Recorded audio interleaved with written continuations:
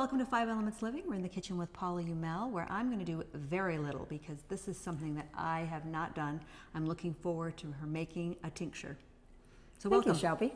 Thank you very much for having me. So I'm here just to watch. I can't even assist very much. Oh, but you will. Okay. You will. Now You always, yes, you always have good words.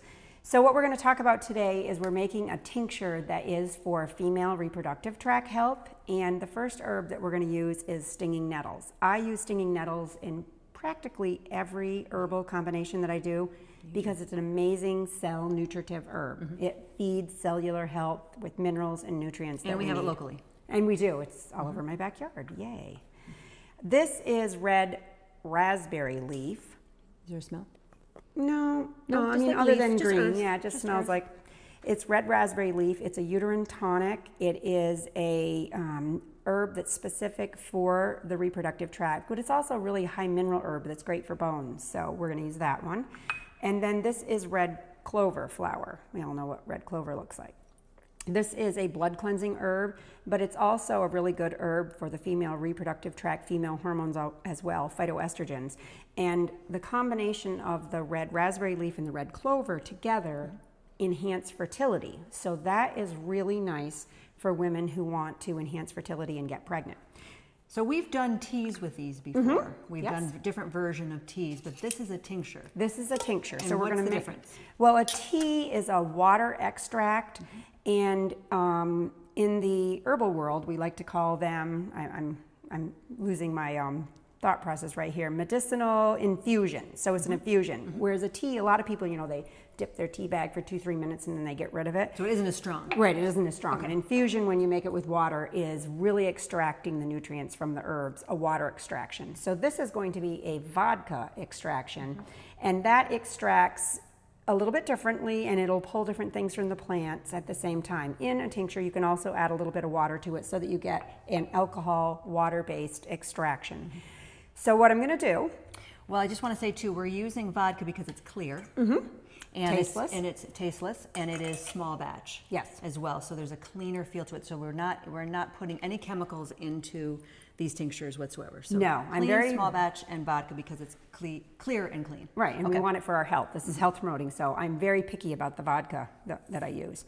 So just dumping the herbs in.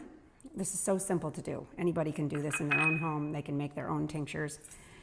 So you just... So these herbs, where can they get the herbs, just in general?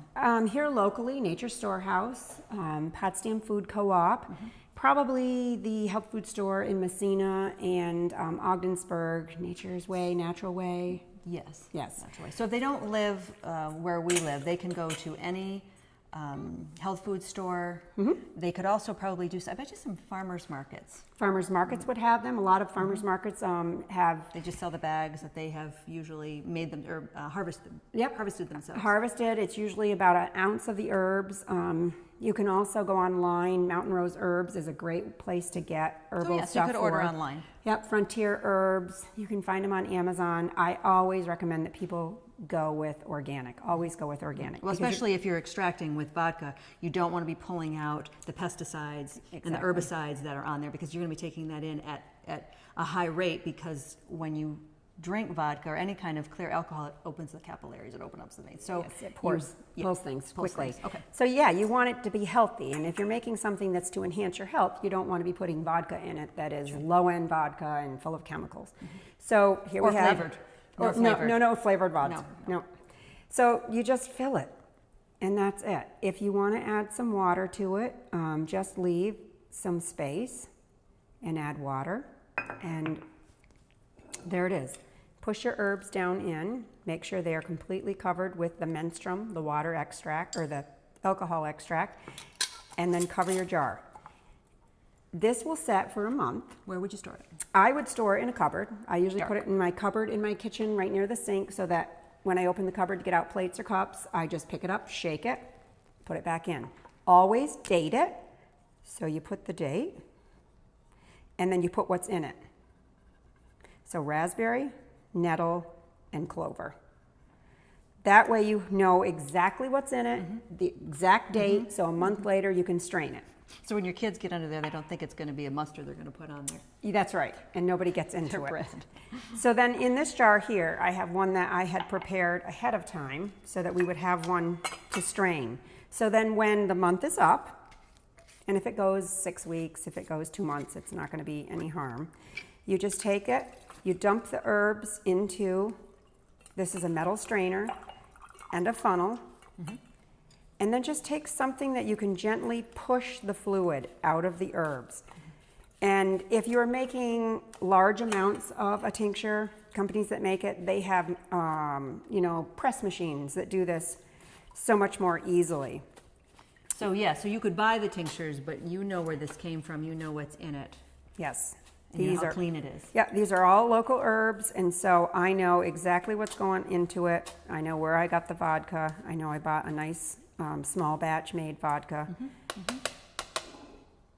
And then you have your tincture. So you again take it. You could put it in a dropper bottle. So when you have this, this does not go in the refrigerator. It just goes in the cupboard. In cupboard, Yep. room temperature. Yep. And then what would you do with this now that it's ready to use? Again, I would date it. Date it for the date that you strained it. Date it for the date I strained it. Okay. Write what's in it, the red raspberry, the clover, and the nettles. And then you have it, put it in your cupboard. Tinctures are good for 10 years easily. And you use it for female reproductive related concerns. So anywhere from teenagers who are growing their reproductive organs. Right through your menstrual years. It helps to tone the uterus, helps to balance female hormones, helps just to keep the reproductive tract nourished. How much and how often? 30 to 40 drops a day, or 30 to 40 drops at a time, 3 to 4 times a day. Do you put them in water or do you put them under your tongue? You can put them in water. I'm one that usually I just grab it and, you know, 30, 40 drops, shoot it down the back of my throat. I've got to where now I know what in the glass syringe that you pull it up with, what 30, 40 drops look like. Right. I just shoot it down my throat, take a drink of water and move on. But other people, it Would you be use good. more if you're going through a bit of a struggle? Like if Yes. you were having more cramps, you were having more mood issues, you were having some, you know, memory issues, things like that as you. Well, if somebody was having problems like that, like the mood, the cramps, the PMSing, I would tell them to make some chamomile tea in a medicinal infusion, not tea. And then I would tell them to put like 30, 40 drops in this and maybe put like 20 to 30 drops. This is a motherwort tincture that I've made. Put that in. And another tincture that you could put in for, like particularly cramping, is black cohosh. So you'd make the chamomile tea, you'd put in your 30, 40 drops of this, and then put in 30 drops of black cohosh. And that would help with the cramping and the blood flow. It will help promote the blood flow in a nice, steady, even way. No, these are all great ideas. What we'll do is they're posted on Paula's website, my website, and if they have any questions, she's very easy to get a hold of, and you can actually even make a personal appointment with you. So if somebody was in questioning what herbs they should use for their bodies, Yes. they can actually make an appointment. And along with herbs, I always like to tell people you cannot rely on the herbs to solve like the symptoms that you're having in your life. You need to make lifestyle changes. So that's part of it that I always counsel people around. This particular one here, the motherwort, is something that this would be used during the menstrual years, and this would be used during the moving into the menopausal years. And you could combine it with this for symptoms that people have with menopausal years, the hot flashes, the memory, the mood swings.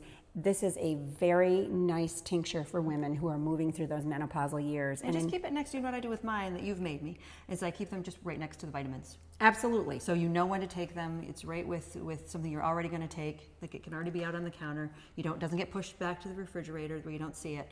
It's right there. where you would normally use them. Yep, hands on. Keep it hands on. Perfect. Thank you. Okay. Thank you.